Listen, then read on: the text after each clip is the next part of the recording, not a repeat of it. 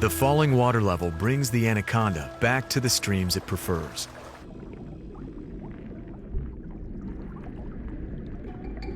It has the choice to hunt the hordes of fish as they return, or animals coming to the banks to drink.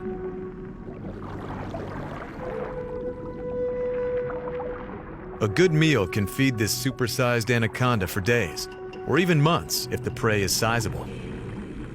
The hidden air sacs by its lungs let it stay below the surface for 10 minutes at a time, giving it enough time to sneak up on its prey. It senses vibrations ahead on the stream bed. It hasn't eaten for weeks and will tackle a caiman if it gets a chance.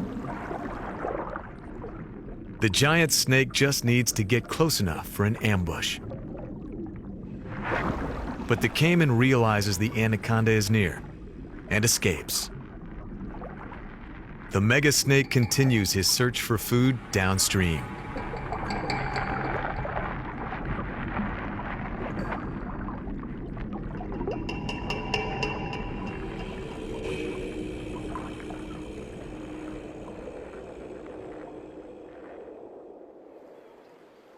With so many fish back in the rivers, it's good times for those who depend on them for food, like otters and caimans.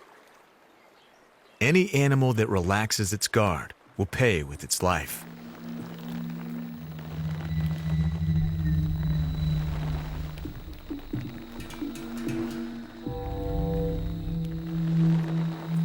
Crocodilian versus giant constrictor is a battle that's raged for 60 million years.